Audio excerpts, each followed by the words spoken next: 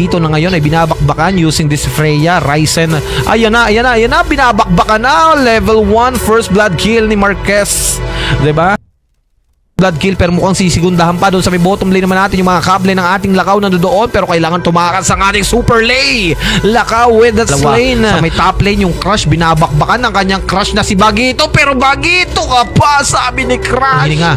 Pero going back to the turtle side natin mga kaibigan, ito nga po yung setup ng dalawang magkatunggali. Ito nga po yung ating Bagito pumasok from the top lane going to the bottom lane. Yung lantern flare, yung ram natin pinabalik. Lakaw with that retry secured, pero yung ating ram ay nabigyan ng kamatayan ng ating Bagito, and that's gonna be a 2-4 nating trade mga kaibigan. 1-4 nating trade. Ito nga po yung ating super late. Pinasok doon sa may tower and Ryzen with that kill. Bangungot. Babangungutin ba? Pero naku po, delikado. Trying to run for her life. Pero makakatakas pa naman siya. Right now, transition na nga po sila papunta doon sa ating last turtle of the game. Pero yung ating Bagito na doon sa may bottom lane, ay sa may top lane. Naku po, yung ating super lane mabibigyan ng kamatayan.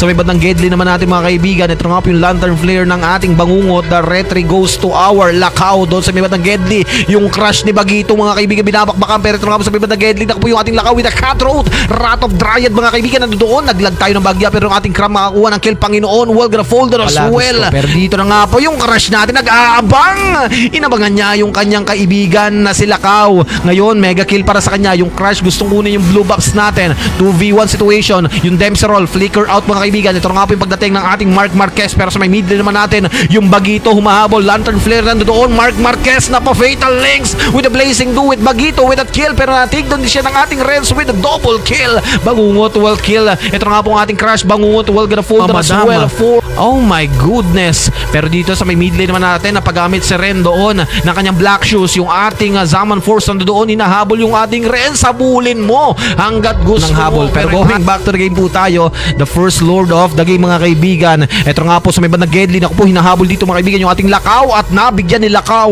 yung Crush niya ng isang kamatayan. Matilok daw masyado yung ating Pacquiao doon. Ngayon, pwesto pa rin naman dito yung mga miyembro ng mga KSA All-Star. Even 4 members are there, habang 5 ay nandoon pa rin mga kaibigan na may mga vision. But the retry goes to our Cram. Balagbaga na naman ito ang ating Ryzen makukuha ng kill. Mark Marquez ay tutumba doon sa may bandang Gedli. Naku po, hinahabol ng ating Bugito yung Cram, pero hindi na siya magdediretso pa, at doon na lang siya sa may red buff. Yung ating Cram lumabas pa galing sa kanyang tower. Binabakbakan, suntukan, atras muna yung ating Cram. Bugito humahabol pa rin naman, pero kailangan niya munang umatras. The Lord is marching sa may bottom lane naman natin mga kaibigan. Let's find out what will gonna happen right now. Ito nga po yung pag-abante ng ating Ryzen. Ginamitan na ng cross, pero yung kanyang Zaman Force ay mafo-force na siyang umatras. 2-1 mga kaibigan with that fatal links. Cram with that slain, pero Lakaw makukuha ang kamatayan ng ating Crush doon sa may top lane naman natin. But outer turret from the bottom lane ay babagsak. Bagito ay tutumba na rin ng ating Ren mga kaibigan. That is a very good trade for the side ng mga KSA All-Star right now. Transition going to the mid lane naman tayo. Lakaw with that kill. Killing spree para sa kanya dahil yung ating Cram ay tutumba mga kaibigan. But right now, ito nga po sa may mid lane naman natin. Nako po, cutthroat coming from Lakaw. Binigyan ng kamatayan doon yung ating Ren. Hindi na napagamit ang kanyang black shoes, pero flicker with a fatal links ng ating Mark Marquez. Bumasok na Bangungot with that outer turret destroy, pero sa may mid lane naman natin Panginoon makakuha ng kill. Mark Marquez ay tutumba. Ito nga po yung ating Crush, isusunod pa ng ating Bagito. Ito nga po yung second lord of the game. Nagkakaroon ng magandang pwestuhan ang dalawang magkatunggali. Mainit yung nagiging laban. Outer turret will gonna destroy, pero ito nga po sa may banaged. Din ako po yung ating black shoes ng ating Ren na paggamit na. Bagito nandoon ng ating po, pero ito nga po yung ating Mark Marquez with a good setup. Panginoon will gonna get that kill.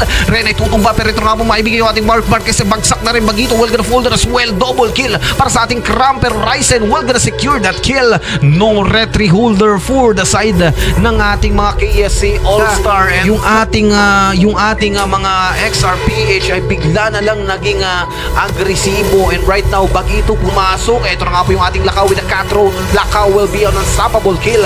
Ren ay tutumba, pero ito na nga po yung ating fatal links dinala sa may tower. Shutdown kill para doon nga po mga kaibigan yung ating Lakaw and Crush magpapalitan ng kill. Bangungot and Mark Marquez will gonna fall down, and that's gonna be a 3-4-5 trade. Ubos pati ang pantubos. Wipe out mga kaibigan, at humabol pa yung Super Lay with a blazing duet, pero hindi na siya aabot pa.